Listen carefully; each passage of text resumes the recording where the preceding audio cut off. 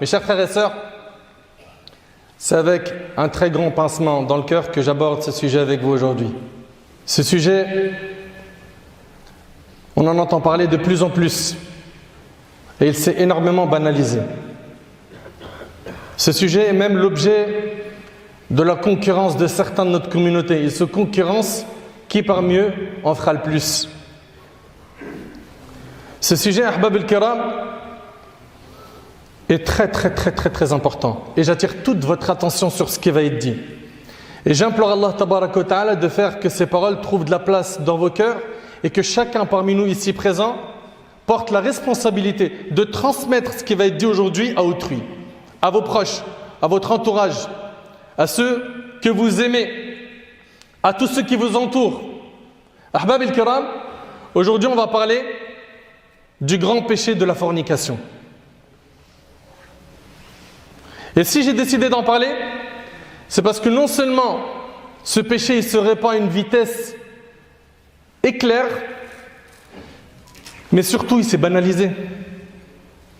C'est devenu normal qu'un jeune raconte à ses amis ou un moins jeune ses relations illicites, les détails de sa nuit avec telle femme étrangère, il a fait zina avec elle et il s'en vante. On a dépassé même le stade de raconter. Maintenant, ils se filment pendant qu'ils font zina et ils envoient ça à leurs amis.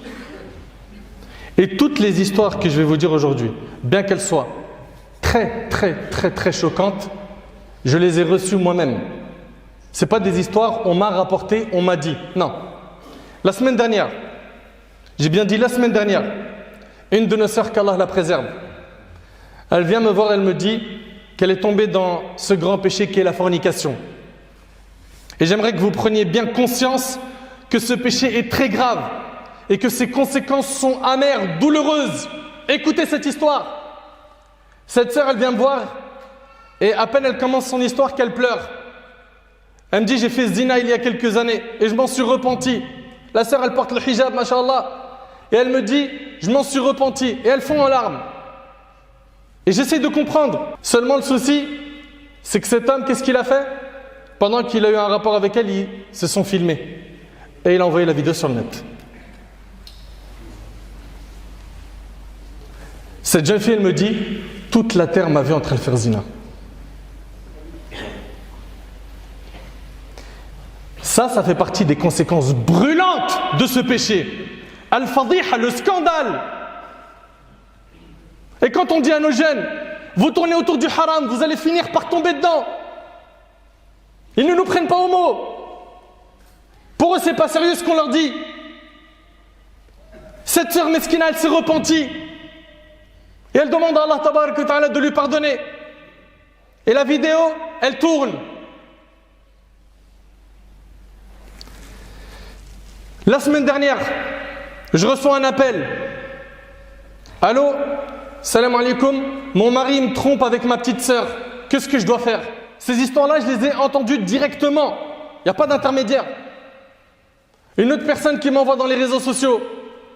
Mon mari me trompe avec ma mère. Trouve-moi une solution. Je vous l'ai dit et je le répète. C'est hyper choquant.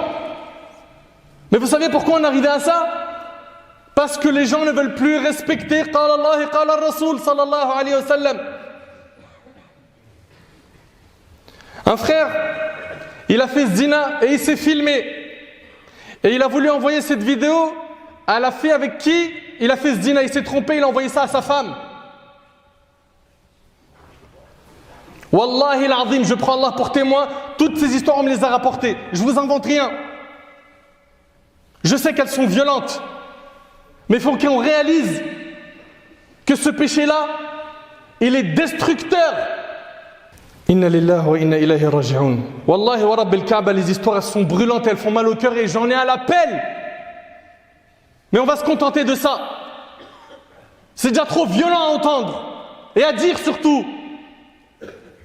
Les causes, le manque de taqwa. Pourquoi nos jeunes et nos moins jeunes sont tombés dedans? Parce qu'ils ne craignent plus Allah. Ils n'ont plus peur d'Allah. Le regard d'Allah pour eux, c'est pas important. Subhanallah, quand je médite sur ce jeune ou ce moins jeune, ce frère et cette sœur qui vont se retrouver dans un endroit isolé, Allah Ta'ala nous voit partout. Wa huwa ma'akum aynama kuntum. Il est avec vous, où que vous soyez. Et qui va enlever ses vêtements pour commettre la fornication sous le regard du Maître, le Tout-Puissant Allah? Mais où est donc partie notre pudeur et notre honte envers notre Créateur Azza wa Jal?